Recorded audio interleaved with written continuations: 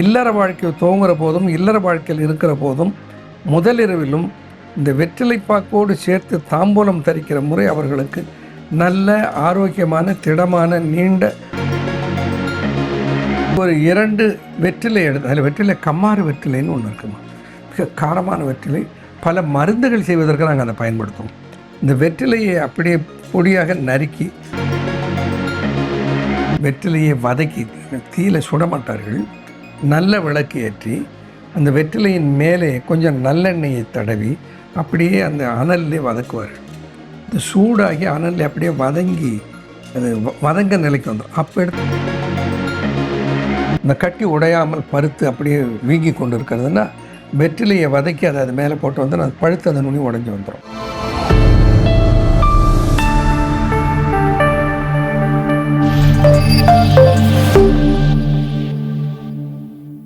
Kasma health நேயர்கள் அனைவருக்கும் வணக்கம். இன்றைய நிகழ்ச்சியில ஆரோக்கியம் குறித்த நம்முடைய சந்தேகங்களுக்கு விளக்கம் கொடுக்கறதுக்காக அறிவியல் சித்தர் டாக்டர் அன்பு கணபதி அவர்கள் நம்ம கூட இணைந்திருக்காரு. தொடர்ந்து நிறைய விஷயங்கள் பேசலாம். வணக்கம் சார். வணக்கம்மா. வணக்கம். எப்படி இருக்கீங்க? நல்லா இருக்கேன் சார். தொடர்ந்து எங்களுடைய நேயர்களுக்காக ஆரோக்கியம் சார்ந்த நிறைய விஷயங்கள், சித்தர்கள் என்ன மாதிரியான மருத்துவ முறைகள் சொல்லியிருக்காங்க, அதை நம்ம எப்படி எளிய முறையில் வீட்டில் இருந்தபடியே பயன்படுத்தலாம், இந்த மாதிரி நிறைய கேள்விகளுக்கு ரொம்ப தெளிவான விளக்கம் கொடுத்துட்டு வரீங்க. அந்த வகையில் இன்னைக்கு நிகழ்ச்சி நம்ம மரபுல மறந்து போன ஒரு விஷயம் அப்படின்னே சொல்லலாம். இது தாம்பூலம் தரித்தல் அப்படின்னு சொல்லக்கூடிய இந்த வெற்றிலை பாக்கு போடக்கூடிய ஒரு முறை. இதை பத்தி சித்தர்கள் நிறைய விஷயங்கள் சொல்லியிருக்கிறதா நாங்கள் கேள்விப்பட்டிருக்கோம். இன்னைக்கு நம்ம பண்றதில்ல. இதை பயன்படுத்துறதுனால என்ன மாதிரியான பயன்கள் நமக்கு கிடைக்கும் அப்படின்றத பத்தி சொல்லுங்க சார். நல்ல கேள்வி இது. என்ன பொதுவாக வெற்றிலைப்பாக்கு போடுறதுன்னா அது கெட்ட பழக்கம் என்று இன்றைக்கு வந்துவிட்டது.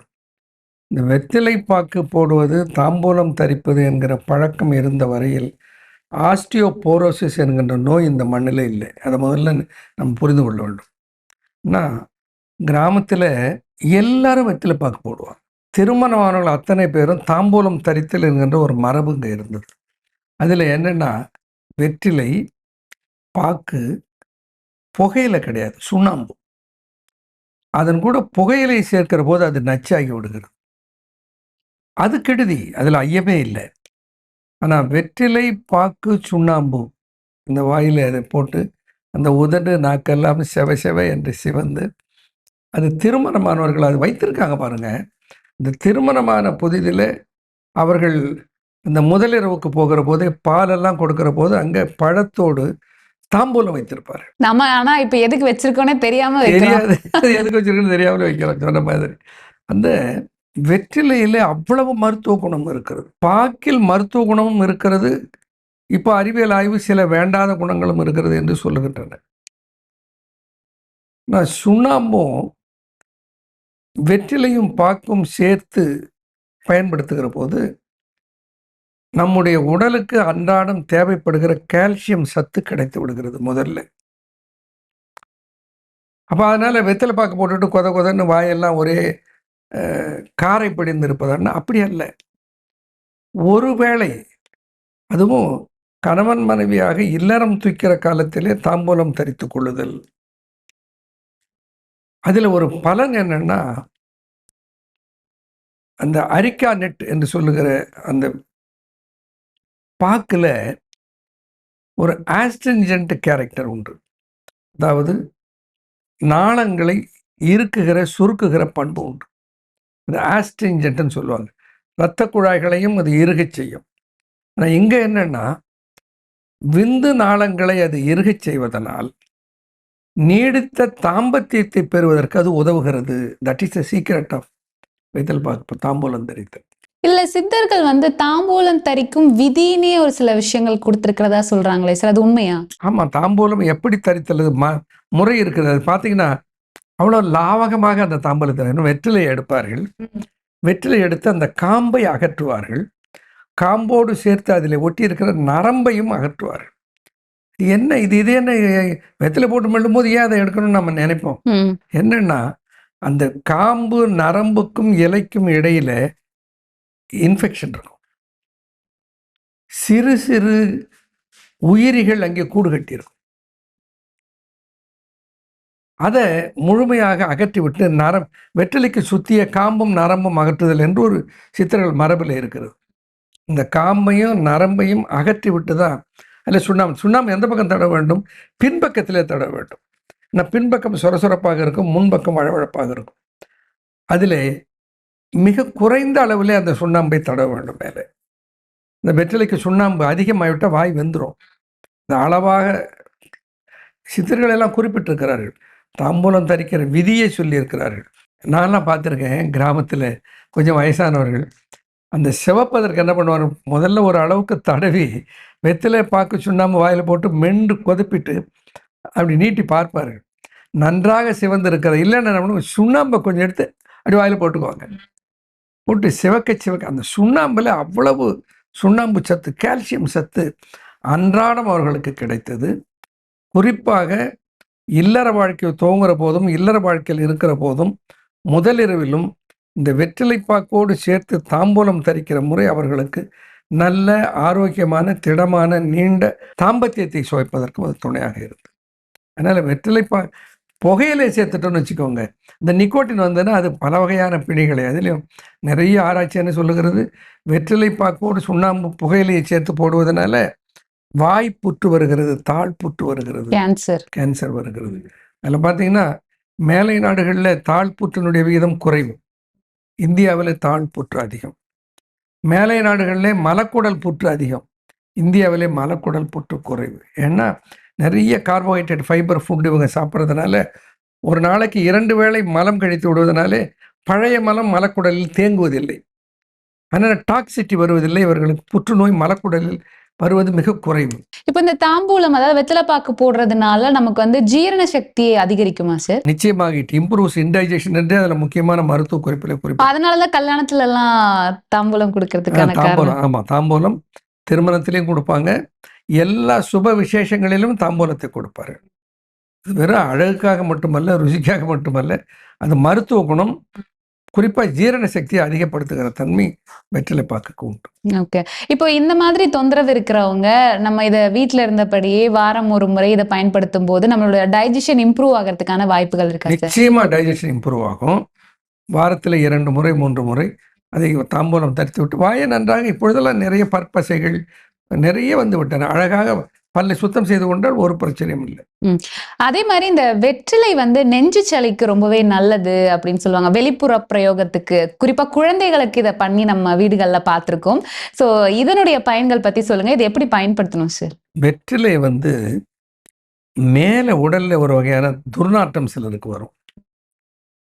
அதை வந்து கற்றாழை நாற்றம்னு சொல்லுவார், வேர்வை நாற்றம்னு சொல்லுவார். அது அந்த உடம்புல குறிப்பாக இந்த அக்கிள் பகுதியில் ஆம்பிட்டில் இருந்தெல்லாம் அந்த சுரக்கின்ற சில ஹார்மோனுடைய செயல்பாடு ஒரு வகையான துர்நாற்றம் வரும். அதில் குறிப்பாக பாக்டீரியாக்கள் அவர்களுடைய செயல்பாட்டினால ஆம்பிட்டில் இருந்து அந்த வாசம், இந்த துர்நாற்றம் வரும். வெற்றிலை அதற்கு ஒரு மிகச்சிறந்த மருந்து. ஒரு ஒரு அந்த என்ன சொல்லுவார், காசி தவளைன்னு சொல்லுவாங்க, செப்பு தவளை. அந்த செப்பு குடம் அல்லது தவளையில் சுடு தண்ணீரை ஊற்றி ஒரு 2 வெற்றிலையை பொடியாக நறுக்கி கொஞ்சம் மஞ்சள் தூள் அதில் சேர்த்து வெயிலே வைத்து விடுவார். அதை எடுத்து குளித்தா போதும் அந்த பாக்டீரியாலாம் அழிஞ்சு போயிடும். மஞ்சளுக்கும் வெற்றிலையும் சேர்ந்த கூட்டுக்கு அந்த சக்தி இருக்கு. கொஞ்சம் நறுக்கி அதை போட்டுருவாங்க. இப்போ வெற்றிலையை வாயில் போட்டு மெல்லுவதனால அது ஒரு ஆன்டி பாக்டீரியல் ப்ராப்பர்ட்டி அதுக்கு உண்டு. வாயிலே இருக்கிற கிருமிகளை எல்லாம் அழிக்கிற தன்மை அந்த வெற்றிலைக்கு உண்டு. அதனால் வெற்றிலை அதோடு இல்லாத வெற்றிலையில் எல்லா ஆர்கானிக் காம்பவுண்ட்ஸும் இருக்கிறது, நல்ல மருத்துவ குணமும் இருக்கிறது. வெற்றிலையை பயன்படுத்துவது நல்லது, சளிக்கு நல்லது. குறிப்பாக சளி நெஞ்சிலே கட்டுகிற குழந்தைங்களுக்கு மட்டும் இல்லை, பெரியவங்களுக்கு கூட அந்த வெற்றிலையை பயன்படுத்துவதனாலே கஷாயம் போட்டு வெற்றிலையை சாப்பிடலாம். அதில் வந்து நெஞ்சிலே உருவாகிற சளியை அது கட்டுப்படும். இந்த கஷாயம் எப்படி தயாரிக்கலாம்? ஒரு 2 வெற்றிலை எடுத்து அதில் வெற்றிலை கம்மாறு வெற்றிலைன்னு ஒன்று இருக்குமா, மிக காரமான வெற்றிலை. பல மருந்துகள் செய்வதற்கு நாங்கள் அதை பயன்படுத்துவோம். இந்த வெற்றிலையை அப்படியே பொடியாக நறுக்கி அல்லது தட்டி தண்ணீரில் போட்டு அது கூட வழக்கமாக சேர்க்கிற சுக்கு, மிளகு, திப்பிலி ருசிக்கு கொஞ்சம் கூட போட்டு கொதிக்க வச்சு இந்த கஷாயம் செய்து பருகி கொண்டு வந்தால் நெஞ்சில சளியே கட்டாது. இது எந்த நேரத்துல குடிக்கலாம் சார்? காலை நேரம் வெறும் வயிற்றில் சாப்பிடுவது நல்லது. சுகர் இருக்கிறவங்க எல்லாம் இதை எடுத்துக்கலாம். யார் வேணாலும் சாப்பிடலாம். சுகர் இல்லாதவங்க வேணா அது கூட கொஞ்சம் பனங்கற்கண்டு அல்லது பனவெல்லம் போட்டு சுவையா செஞ்சு சாப்பிடலாம். மற்றவங்க அப்படியே கஷாயமாக இறக்கி சாப்பிடலாம். ஸோ இது தீயில சுட்டு கூட இந்த மார்பிள போட்டுக்கிறதுனால சளி குறையறதுக்கான வாய்ப்புகள் இருக்கா சார்? அது கிராமத்தில் அப்படி ஒரு பழக்கம் இருக்குமா? வெற்றிலையை வதக்கி தீயில சுட மாட்டார்கள். நல்ல விளக்கு ஏற்றி அந்த வெற்றிலையின் மேலே கொஞ்சம் நல்லெண்ணெயை தடவி அப்படியே அந்த அனல்லே வதக்குவார்கள். அது சூடாகி அனல்ல அப்படியே வதங்கி அது வதங்க நிலைக்கு வந்துடும். அப்போ எடுத்து என்ன பண்ணுவாங்க, நெஞ்சில மேலே 10 மாதிரி மேலே போடுவார்கள். அது சில தெரியாத ரொம்ப எண்ணெயை தடவி ரொம்ப சூடேற்றி போட்டாங்கன்னா வெந்து போயிடும். ரொம்ப பக்குவமாக அதை செய்ய வேண்டும். இப்படி போட்டோம்னா கபத்தை அகற்றுவதற்கு அது ஒரு சிறந்த மருந்தாக இருக்கும். நமக்கு தெரியாத எவ்வளவு விஷயங்கள் இல்ல சித்தர்கள் வந்து அது வழக்கத்திலமா எத்தனையோ மருத்துவ முறைகள், எளிய முறைகள், மிகப்பெரிய பலனை கொடுக்கிற முறைகள் இருந்திருக்கின்றன. அதெல்லாம் காலப்போக்கில் அதெல்லாம் மறந்து போச்சு.